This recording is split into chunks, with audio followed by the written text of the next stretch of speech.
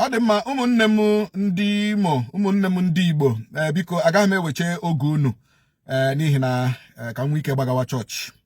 Achọrọ m ime ka unu mara n'ụtụtụ mgbe m tetelu ahụrụ m WhatsApp message because number m na everywhere, number m no nso nkwa we public figure, so number ya na everywhere. Onye na-eji number, onye ọla na-eji number ma na ọchọghị iji number m, so number m no everywhere. So m na ndị na-ezo number ha ezo as far as ihe ọrụ m na-arụ in Imo State is concerned. So I want to this message. I'm go there na WhatsApp. Now, I'm someone living close to you, but you can never identify me. The number you see here was forcefully taken by me from someone else. So identifying me is something you can never do. Hope you know about 1 million boys, right? I will be coming peacefully for a visit, armed with my gang. And if you choose to cooperate with us, you will be safe. But if you choose not to, there will be casualties. So you have to be very vigilant and expectant. Calling the police is another way of making things worse because I will visit you unexpectedly. So prepare what you have and get ready. The people who refuse to cooperate with us also faces the consequences. So be warned. Thank you. And you can take the message for granted if you like. Maybe you feel it's just an ordinary message sent without action to be taken. But we shall see. You can block me if you want to. Here, a message you received this morning. One day, I will not block you. I don't know who you are. I have your number, but I have forwarded it to appropriate quarters to track you down because we are going to track you down and we will get you. All these threatening messages I didn't send them is here we home now. This is not the first time I'm getting the threatening message since 2020 till now. I'm Imo State. I'm that many people are there happy with the kind of activism. Ụfọdụ na-ahụta masị blocking whatever, onye na obstacle, this and that, ana m agba ha na ana m eme ha expose this and that and this. So ha na-send kwa threatening messages, you know, ha mecha use oke ndị unknown gunmen send ya, mecha use oke ndị ESN send ya. Onweghị dịrị ha na-eyi, onwebe ya na about. Ihe m chọrọ ịgwa this guy ka m gwakwara ha.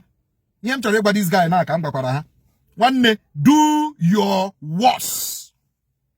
Guy, do your worst. It's in one day 1 million boys. No hala. And we're going 1 billion boys. We're going 1 trillion boys. But one day, court on a court. Don't use 1 billion boys court to threaten me. In my court, no nime. A moderate court, no nime. Court Chukwuokike Abiama, the highest court in the land.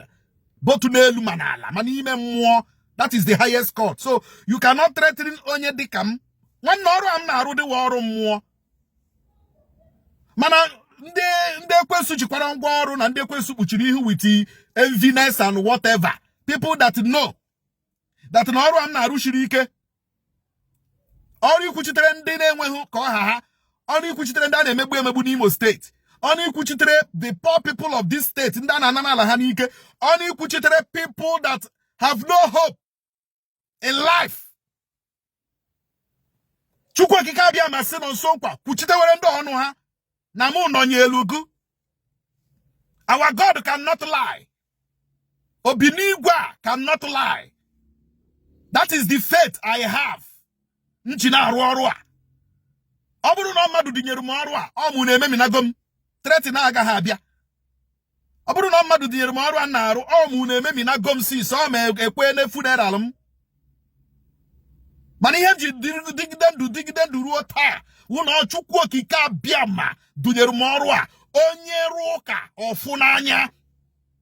I want to tell this guy sending me ha nwanne ịrụ ụka efu n'anya. Come with your gang, come with your retinue of asana. Ihe ọbụla ọsọrọ unu jiri bịa nwune. Nonsonkwa is ready and waiting. Ọbahụ ije kwu ogologo okwu. But get away that I will track you down. You and your 1 million boys is a promise. Before the end of this year, I will track you down. Onye na-amahụ mmadụ na-akpụ ya enyi ya. Onye na-amahụ mmadụ na-akpụ ya enyi ya. Ka ọ dịwa, ụbọchị nta, anyị ga-achụ n'Owerre echi. Ọkwa send the message. No problem. No problem. I should prepare what I have and get ready. Mba! Come and take what I have. Chineke akpọọ gị ọkụ. No, come and take. Ntacha ahụ niile m tara. Ebuche bugharịcha m bugharị na trials and persecutions niile m hụrụ. Chineke nye nwa ihe m ga-eji agba Christmas. Gị sị m ndowie bịa nye gị. Chukwuokike Abiama kpọọ gị ọkụ. Chukwuokike Abiama kpọọ gị ọkụ. Kpọọ your 1 million boys ọkụ. Kpọọ unu niile ọkụ. I am waiting for you people. Taa mụ na-abịa hụ ihere wu nke unu. Mụ na-abịa hụ ihere wu nke unu. Etemi nnọ. A na-eji nwa dibịa ele mgbọrọgwụ. Unu ga-abịa. Mgbe unu bịara, anyị ga-ahụ onye rụ ụka ọfụ n'anya. Thank you very much. Ka m ga kpere Chukwuokike Abiama. Happy Sunday ụmụnne m.